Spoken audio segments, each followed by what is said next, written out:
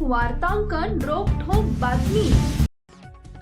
राज्यात भाजपच्या सहकार्यातून यंदाच्या निवडणुकीत अभद्र युत्या झालेल्या दिसून येत आहेत। सत्तेसाठी भाजपचे तत्व त्यांनी सोडलं आहे। अकोटमध्ये भाजपनं एमआयएम बरोबर तर अंबरनाथला भाजप आणि काँग्रेस एकत्रित लढत आहेत। पक्ष विचाराला तिलांजली देऊन सत्ता आणि सत्तेतून मिळणारं टेंडर हे भाजपचं आता समीकरण झालेलं आहे, अशी परकड टीका ॲडव्होकेट प्रकाश आंबेडकर यांनी केली आहे। वंचित बहुजन आघाडीच्या उमेदवारांच्या प्रचारासाठी ते आज सोलापुरात आले होते। त्यावेळी त्यांनी पत्रकारांशी संवाद साधला। सोलापुरात उमेदवारी माघार घ्यायच्या घटनेतून उमेदवारांच्या नातेवाईकांचा झालेला मर्डर हे याचं द्योतक आहे। सत्तेतून टेंडर मिळवण्यासाठी चाललेला हा खटाटोप आता कोणापर्यंत पोहोचलाय? एकेकाळी शांततेत नांदणारा महाराष्ट्र आता बिहार होऊ पाहतोय। मतदारांनी आता शहाणे होऊन आशांना सत्तेपासून दूर करण्याची गरज असल्याचं ते म्हणाले। तसेच या निवडणुका झाल्यानंतर खासदार प्रणिती शिंदे या भाजपात जातील असं सुजात आंबेडकर यांनी म्हटलं होतं। त्यावर बोलताना ॲडव्होकेट प्रकाश आंबेडकर यांनी सुद्धा त्या वक्तव्याला दुजोरा दिला आणि तारखेकडे आणि वेळेकडे लक्ष ठेवा असं प्रकाश आंबेडकर यांनी सांगितलं आहे।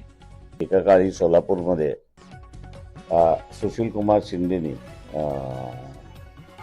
आपण बिनविरोध यावं म्हणून असा प्रचंड प्रयत्न केला होता, पण मल्लापा शिंदे नावाचे असणारा एक व्यक्ती शेवटपर्यंत तिथे असणारं टिकून राहिले। आणि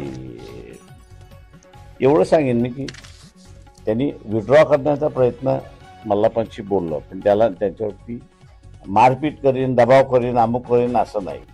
आत्ता असणारं जे आहे ते घरच्या लोकांना मारायपर्यंत, दमबाजी देईपर्यंत, विकत घेण्यापर्यंत, तुम्हाला आम्ही नंतर बघू अशी दमबाजी देण्याचं फार मोठ्या प्रमाणात चाललेलं आहे। म्हणजे मी तर म्हणेन की अर्धे उमेदवार आमचे जे आहेत हे भीतीपोटी फॉर्मच भरायला आले नाहीत, दमच त्यांना देण्यात आला। म्हणजे मी आता नागपूरचं उदाहरण जर दिलं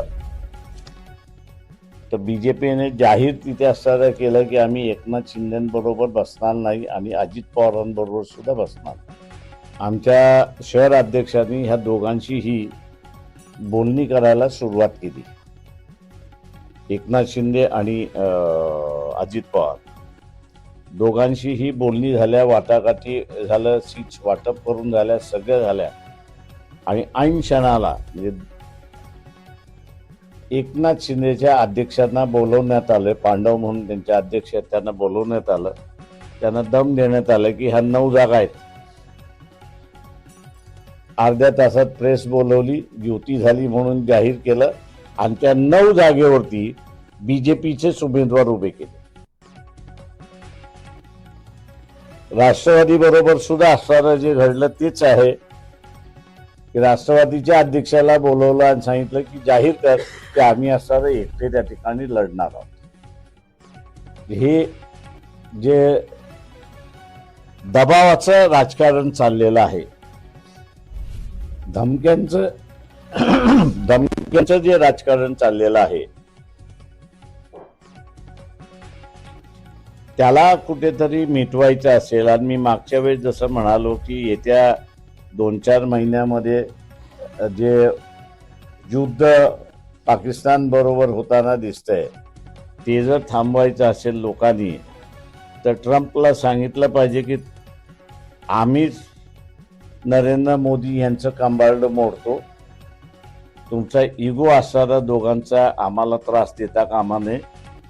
आणि आम्ही त्याचं कंबारड मोडायचं असेल तर मी इथल्या जनतेला आवाहन करतोय की या निवडणुकीमध्ये भारतीय जनता पक्षाच्या विरोधामध्ये मतदान आपण द्यावं। आपलं मत हे युद्ध टाळणारं मत राहणार आहे।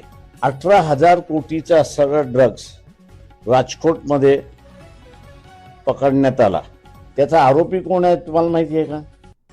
मला तर माहित नाही, पण 18,000 कोटी ड्रग्स हे सापडण्यात आले, त्याचे FIR करण्यात आली, केस दाखल करण्यात आलेली आहे।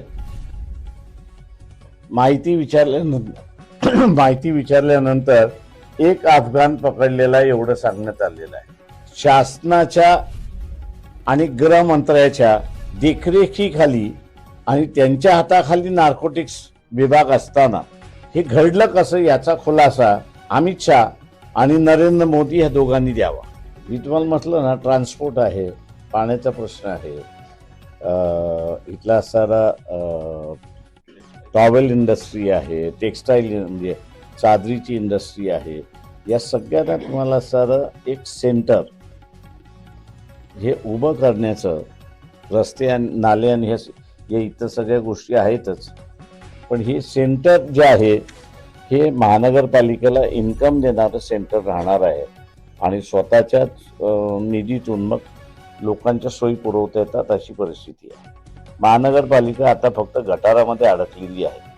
नगरसेवकांचं डोकंही त्याच्याचमध्ये अडकलेलं आहे.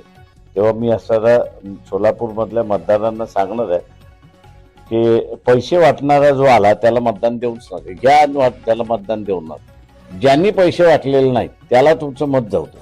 मागच्या प्रेस कॉन्फरन्समध्ये आपल्याच समोर या ठिकाणी म्हटलं होतं की आपल्याला असणारा अभद्र युत्या बघायला मिळतील. अकोट तालुक्यामध्ये भारतीय जनता पक्ष आणि MIM यांची असणारी युती झालेली दिसते. सत्तेसाठी भारतीय जनता पक्षाने सुद्धा तत्व सोडलं आणि MIMने सुद्धा आम्ही RSS BJPच्या विरोधात आहोत हेही त्या ठिकाणी गळलं अशी असणारी परिस्थिती आहे. त्याचबरोबर काँग्रेस आणि BJP यांची सुद्धा युती अंबरनाथमध्ये झाली, आपण त्या ठिकाणी पाहिली. पक्ष आता महत्वाचा राहिला नाही, विचार आता महत्वाचा राहिला नाही. सत्ता आणि सत्तेतून मिळणारे टेंडर हेच सगळ्यात महत्वाचं झालंय असं मी त्या ठिकाणी मानतोय. म्हणजे एका बाजूला देशावरचं असणारं संकट आहे आणि दुसऱ्या बाजूला ज्यांच्यावरती धुरा आहे देशाला हाकण्याचं ते अनैतिक पद्धतीने वागतात आहेत अशी परिस्थिती आहे. यातून मतदारांना माझं असणारं आव्हान आहे की हे जे अनैतिकतेने वागतात आहेत, बाकीच्या वाटून जे असणारं सत्ता हातात घेतात आहेत, यांना असणारं सत्तेपासून दूर करा, तरच शहरातले प्रश्न या ठिकाणी मिटतील. सोलापूर शहरामध्ये ट्रान्सपोर्टचा सगळ्यात मोठा प्रश्न आहे, पिण्याच्या पाण्याचा सगळ्यात मोठा प्रश्न आहे. सोलापूर शहर हे असणारं चादरीचं, सोलापुरी चादर म्हणून असणारं जगभर प्रसिद्ध असणारं सेंटर आहे. त्याच्या विकासाचा असणारं आखणी झाली पाहिजे, ती आपल्याला या ठिकाणी दिसत नाही. फक्त सत्ता आणि त्यातून मिळणारे टेंडर एवढंच फक्त असणारं आपल्याला त्या ठिकाणी दिसतंय. अशा या अभद्र युत्यांचे जे आहेत, सरकार जे आहेत, पक्ष जे आहेत, त्यांना लोकांनी दूर ठेवावं असा आमचा प्रचार या ठिकाणी राहणार आहे. त्याच्यामुळे टेंडर मिळवायचं असेल तर आपल्याला निवडून आलं पाहिजे आणि मग त्यासाठी जे काही करायचं ते करायचं. मग कोणाचा खूनही करायचा असेल तरी मागे पुढे पाहायचं नाही. हळूहळू महाराष्ट्र शांततेचं राज्य जे होतं ते आता बिहार व्हायला लागले अशी परिस्थिती आहे. आम्ही असणारा सेक्युलरवादी आहोत, तेही सेक्युलरवादी आहेत, पण असणारा त्याच्या युनिटने ज्याला आपल्याला म्हणता येईल की सेक्युलरवाद सोडला आणि धर्मवाद स्वीकारला, त्याच्या संदर्भातला अजून ॲक्शन आपल्याला दिसत नाहीये. प्रत्येकाने असणारं त्या ठिकाणी ठरवलं पाहिजे की तिथे आहे. इथेही असणारं काही जण जे आहेत मनाने दुसरीकडे आहे, शरीराने तिसरीकडे आहेत अशी परिस्थिती आहे. तर हे देशाच्या हिताचं नाही एवढंच फक्त मी त्या ठिकाणी मानतो. तर अजून 24 तास होऊन गेले, कारवाई झालेली नाही. काँग्रेसने कारवाई केली ते काँग्रेसने कारवाई केली अमरनाथवरती, पण BJPची अजून कारवाई नाही. म्हणजे अकोटमध्येही नाही आणि अमरनाथमध्येही नाही. नांदेडमध्ये झाली, लातूरमध्ये झाली.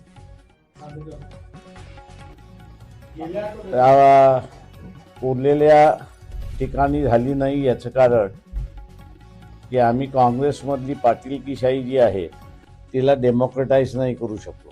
महाराष्ट्रातील महत्त्वाच्या आणि ताज्या बातम्या पाहण्यासाठी आमच्या जय हो न्यूज चॅनलला सबस्क्राईब करा आणि बेल आयकॉन प्रेस करा.